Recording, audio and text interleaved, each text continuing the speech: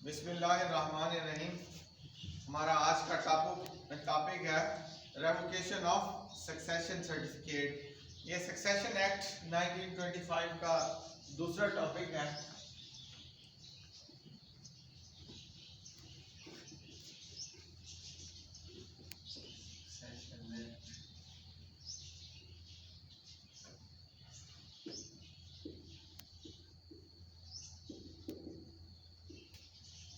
Revocation of succession certificate.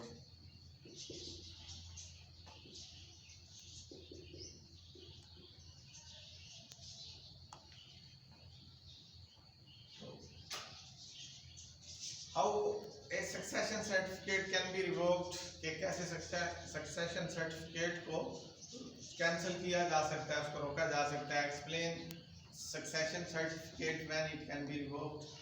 तो ये questions हैं जो कि लास्ट एग्जाम्स में आए हैं। What are the restrictions for grant of succession certificate, के वो कौन सी रिस्ट्रिक्शंस हैं सक्सेशन सर्टिफिकेट में। Discuss how it can be revoked. तो इसका इंट्रोडक्शन है। इंट्रोडक्शन सक्सेशन सर्टिफिकेट का ही उन्होंने दिया जो हमने लास्ट टॉपिक में पढ़ा था। व्हेन ए पर्सन डाइज, जब एक शख्स फौत हो जाता है, the property which he had left is transferred to other. तो जो प्रॉपर्टी वो छोड़ के जाता है वो दूसरे लोगों को ट्रांसफर होती है अकॉर्डिंग टू हिज विल, उसकी वसीयत के मुताबिक, या according to law of succession. तो ये लॉ ऑफ सक्सेशन का मतलब यही है succession act 1925।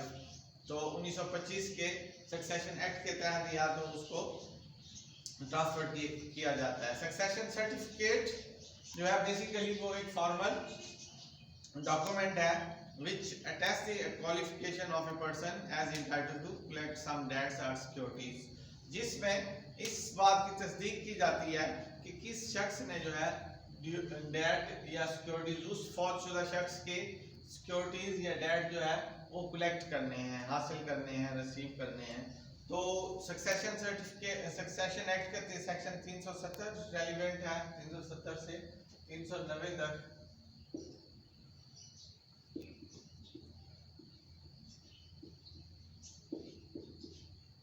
Relevant provision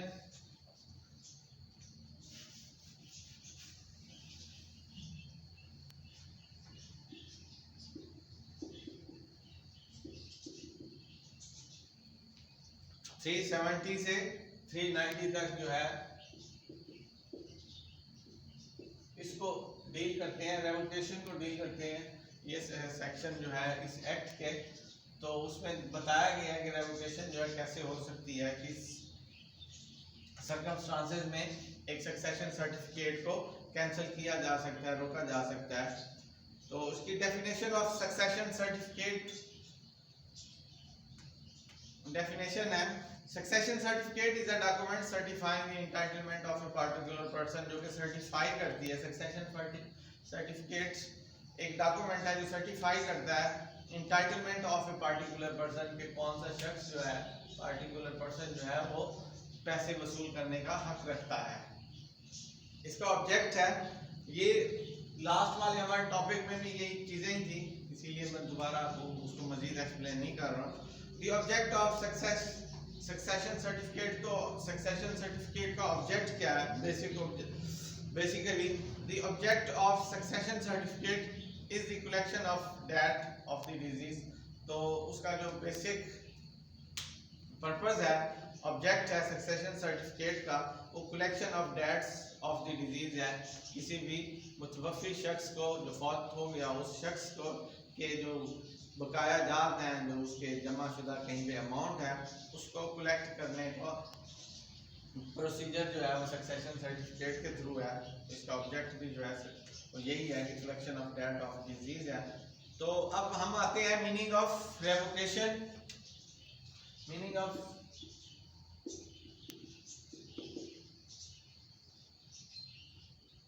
of revocation,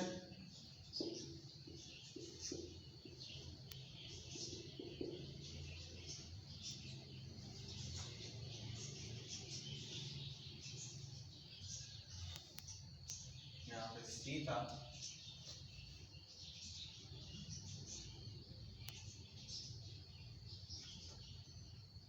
meaning of revocation में है it means cancellation of certificate by the court. तो उन्होंने बता दिया रेवोकेशन का मीन्स जो है cancellation of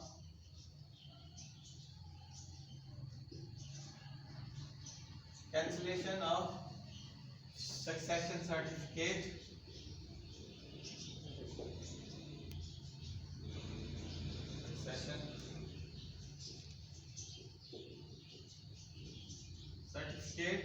bye the court. किसके जरिए से? Bye the court. कोर्ट के जरिए से कैंसिल करवाने के अमल को जो है रेवोकेशन का नाम दिया गया है कि कोर्ट के जरिए से जो ही आपको पता चलता है सक्सेशन सर्टिफिकेट जो है उसमें कोई एलिमेंट ऐसा आ गया है, कोई फ्रॉड का एलिमेंट हो गया है, दूसरे एलिमेंट ऐसे आ गए हैं जिसमें गलत बयानी की गई है एप्लीकेशन के अंदर, जिस बंदे ने अप्लाई किया था उसने कुछ लोग जो है वो मिस कर दिए जो लेने के हकदार थे। तो इस बुनियाद पे जो है वो जो ही उन लोगों को पता चलेगा जो इंटाइटल थे, हक रखते थे वो वसूल करने का, उस मुतवफ़ी के डेट्स को वसूल करने का, उसकी सिक्योरिटीज़ को वसूल करने का, वो फौरन ही भाग के आए कोर्ट के पास और कोर्ट से कैंसिलेशन करवा दी। इसको रेवोकेशन का नाम दिया गया है। तो अब हम आगे देखते हैं jurisdiction of the court to grant succession certificate. तो जो कोर्ट जो है जुरिसडिक्शन जिसकी है इसको इस सर्टिफिकेट को जारी करने की, वही कोर्ट जो है इसको बेसिकली कैंसिल भी वही कोर्ट करेगी। द डिस्ट्रिक्ट जज within whose district the deceased ordinary resided at the time of the death or if at the time he had no fixed place of residence, the district judge within whose jurisdiction any part of property the disease may be found may grant a certificate। तो वो ही court जो district court होगी जहाँ पे वो शख्स रहता था या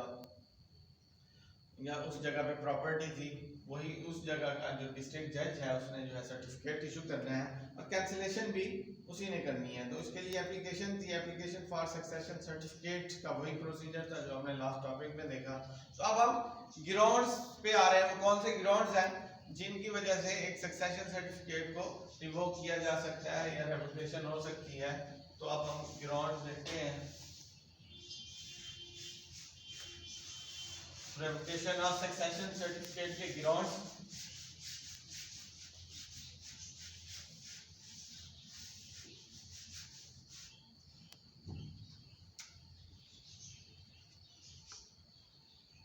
यहाँ पे grounds of revocation of succession certificate. तो कौन से ग्राउंड्स हैं? तो grounds of revocation of succession certificate are as under. तो इसमें सबसे पहले उन्होंने कहा डिफेक्टिव प्रोसीडिंग्स कि अगर प्रोसीडिंग के जो जज साहब ने शुरू की थी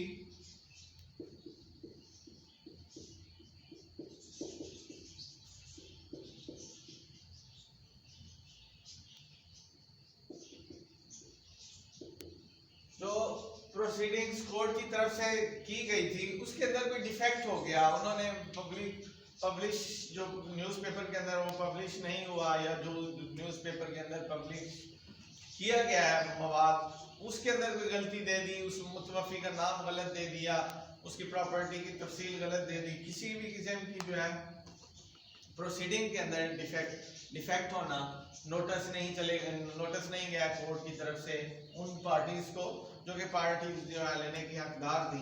तो इस सूरत हाल में सबसे पहला जो ग्राउंड उन्होंने बताया वो डिफेक्टिव प्रोसीडिंग का है। The succession certificate can be revoked. तो रिवोक हो सकता है on the ground of that proceeding was defective in the substance. तो जो ही वो प्रोसीडिंग्स आपको लगेगा कि उसके अंदर कोई डिफेक्ट है तो फौरन ही आप दोबारा उसी कोर्ट से रुजू करके आप उसी सक्सेशन सर्टिफिकेट को रिवोक कर सकते हैं। इसके बाद नंबर 2 पे है एलिमेंट ऑफ फ्रॉड।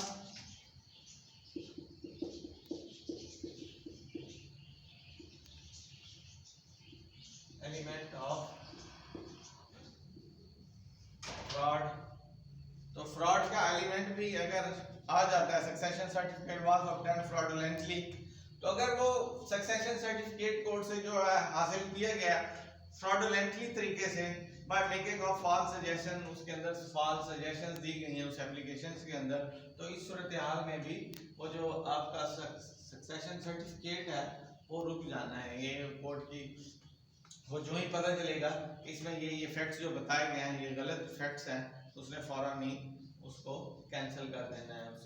तो ये इसका दूसरा टॉपिक है, दूसरा पॉइंट था। अब आते हैं कंसीलमेंट ऑफ फैक्ट्स। तो ये भी उससे मिलता जुलता ही है कंसीलमेंट ऑफ फैक्ट्स, कि अगर आपने फैक्ट्स सही तौर पे नहीं बताए हैं,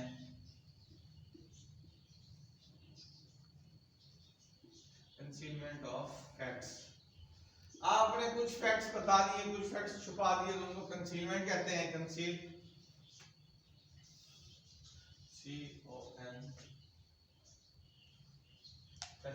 CONCEAL, concealment. Concealment of facts. The succession certificate was obtained by concealment from the court of something material to the case. तो जो मटेरियल आपने उस एप्लीकेशन के अंदर दिया है उसमें से कुछ छुपा दिया, कुछ आपने बता दिया, तो इस बेस पे भी जो ही जो असल लेने के हकदार हैं उनको पता चलेगा कि इसमें कुछ कंसीलमेंट ऑफ फैक्ट्स भी बताए गए हैं। जो अमाउंट जो है वो उसकी डेट थी, मुतवफ़ी की, डिसीज पर्सन की जो अमाउंट थी उसको कम बताया गया है या उसमें किसी भी किस्म की गलत बयानी की गई, कुछ छुपाया गया है, तो वो कंसीलमेंट ऑफ फैक्ट्स में आएगी।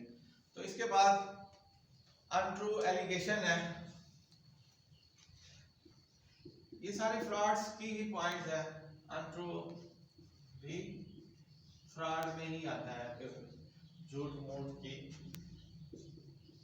एलिगेशन के ऊपर जो है सक्सेशन सर्टिफिकेट बनाया गया है। एलिगेशन कहते हैं इल्जामात जो हम लगाते हैं किसी भी आदमी के खिलाफ, तो वो अनट्रू एलिगेशंस का मतलब है आपने एप्लीकेशंस के अंदर जो चीजें बयान की हैं, बताई हैं, वो अनट्रू हैं, उनका सच्चाई से दूर तक कोई ताल्लुक नहीं है, मतलब बेबुनियाद है। तो इस बेस पे भी that the certificate was obtained by means of an untrue allegations of the facts essential in the point of law to justify the grant.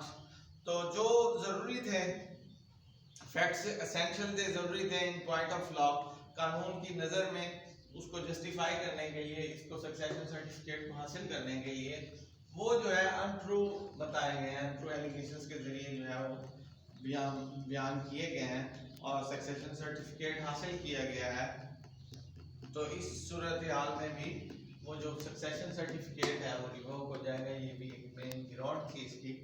इसके बाद नंबर 5 पे है inoperate certificate, that is certificate has become useless. तो जब आपका certificate जो है वो यूजलेस हो गया, इनऑपरेटिव सर्टिफिकेट बन गया, उसका आगे कोई काम नहीं है, तो वो भी खारिज हो जाएगा, वो भी कैंसिल करवा सकते हैं आप कोर्ट से।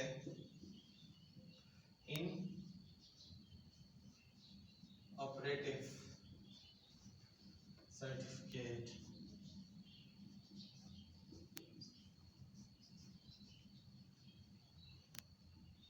Inoperative certificate,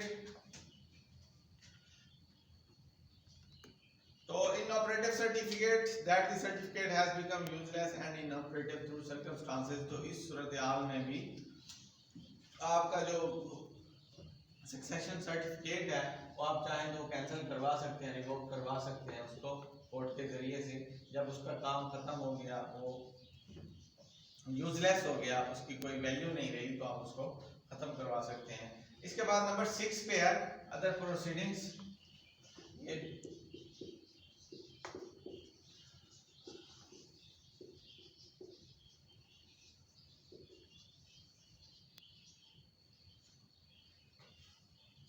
Other proceedings that a decree or order made by a competent court in a suit or other proceedings with respect to effect comprising debt or security specified in the certificate render it proper that the certificate should be revoked। तो उन्होंने कह दिया, उन्होंने इसमें बताया है कि कोई भी ऐसी प्रोसीडिंग्स, ऐसी डिग्री या कोर्ट की तरफ से ऐसा ऑर्डर, कॉम्पिटेंट कोर्ट की तरफ से ऐसा ऑर्डर जिसमें ये बयान किया गया हो कि ये पैसे जो है सक्सेशन सर्टिफिकेट के थ्रू नहीं देने, ये इस डिग्री की सेटिस्फेक्शन में इस्तेमाल होने हैं, और उस बंदे ने शायद किसी और से भी जो है वो पैसे उठाए हुए हों, और वही पैसे बैंक में जमा करवा दें और उसने जो है रिकवरी का दावा किया हो, तो वो कहते हैं कि अदर प्रोसीडिंग्स में अगर कोर्ट ऑर्डर कर देती है, कॉम्पिटेंट कोर्ट ऑर्डर कर देती है कि ये जी सक्सेशन सर्टिफिकेट के थ्रू पैसे नहीं जाएंगे, ये इस डिग्री के थ्रू जो है वो देने पड़ेंगे, ये पैसे जो है इस डिग्री वाले को सेटिस्फाइड करने पड़ेंगे, तो उस सूरत हाल में भी कोर्ट जो है जो ही एक डिग्री आ जाएगी तो वो सक्सेशन सर्टिफिकेट को कैंसिल कर देगी और उस डिग्री की एग्जीक्यूशन चलना शुरू हो जाएगी, उसको एग्जीक्यूट करवाना पड़ेगा कि उसके अंदर से वो जो पैसे हैं वो उसी डिग्री के की सेटिस्फेक्शन में उनको देने पड़ेंगे।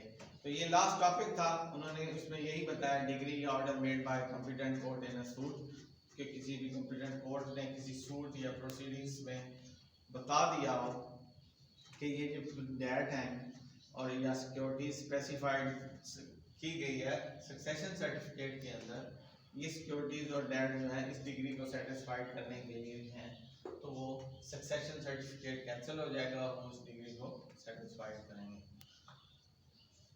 तो इसके बाद है who can apply for revocation of certificate, तो कौन अप्लाई कर सकता है रेवोकेशन के लिए। तो application for the revocation may be made by persons having an interest, तो वो शख्स जो एप्लीकेशन दे सकता है जिसका इंटरेस्ट हो, जो कि इंटरेस्ट रखता हो in the succession certificate, having an interest in succession certificate, तो वो शख्स जो है वो अप्लाई कर सकता है। इसके बाद इसकी लिमिटेशन है कि कितने अरसे में जो है आप उसको, कितने अरसे बाद तक जो है आप उसको रिवोक करवा सकते हैं, उसकी टाइम लिमिट जो है इसमें उन्होंने बताया limitation of period for revocation, तो कब तक जो है रिवोक करवा सकते हैं। तो the revocation can be made at any time, वो कह रहा है इसमें बताते हैं कि एट एनी टाइम, वो किसी भी वक्त जो है रेवोकेशन की जो है एप्लीकेशन दे सकता है, इसमें कोई लिमिट नहीं है by competent court of jurisdiction, तो इसमें कोई लिमिट उन्होंने प्रॉपर दी नहीं है। An appeal shall lie against the order of district जज टू द हाई कोर्ट, तो इस ऑर्डर के खिलाफ भी आपको डिस्ट्रिक्ट हाई कोर्ट में ही जाना पड़ेगा क्योंकि डिस्ट्रिक्ट जज का ऑर्डर्स होते हैं। तो ये हमारा लास्ट, ये दूसरा टॉपिक था। नेक्स्ट टॉपिक जो है हम इंशाल्लाह कल पढ़ेंगे।